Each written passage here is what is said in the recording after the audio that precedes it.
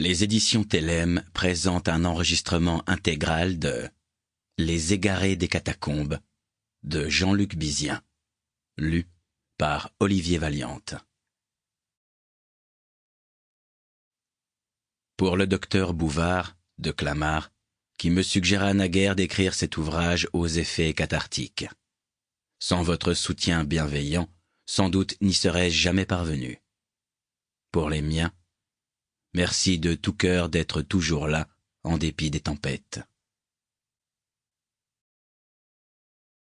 Prologue.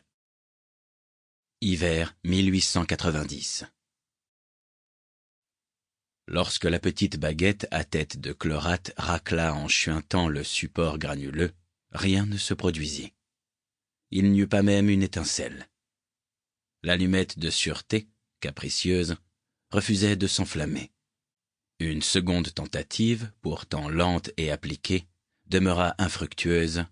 Une fois de plus, la boulette de produits chimiques frotta le grattoir nappé de poudre de verre sans parvenir à s'embraser. Simon Bloomberg réprima un claquement de langue excédé. Il s'efforça au calme, dans l'espoir de contenir la boule d'angoisse qui prenait naissance dans sa gorge.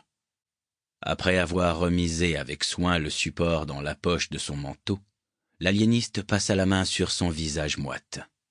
Il dut s'éponger au revers de sa manche pour se débarrasser des gouttes de sueur qui brûlaient ses yeux. Le médecin était transi de froid, mais suait d'abondance. Il grelottait. Ses jambes étaient la proie de tremblements convulsifs et son cœur s'emballait. Bloomberg connaissait trop bien les signes avant-coureurs des crises d'angoisse pour ne pas se laisser submerger par l'une d'elles. Il s'appliqua à domestiquer sa respiration et rétablit sa position. Il grimaça quand ses jambes douloureuses heurtèrent les débris rocheux jonchant le sol. Sa cheville, en particulier, le mettait à la torture au point qu'il ne put retenir davantage un grognement plaintif.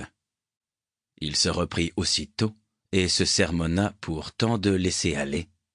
L'heure n'était pas au larmoiement. D'autres souffraient davantage, dont il convenait de garder la détresse à l'esprit. Du bout des doigts, il poursuivit l'examen aveugle de son visage. Sa pommette tuméfiée était source d'élancements violents qui soumettaient son crâne à de soudains éclairs lancinants. Sa lèvre inférieure, fendue, avait cessé de suinter, mais le sang poissait encore sa barbe, formant des mèches épaisses à la pointe du menton. Sample complete. Ready to continue?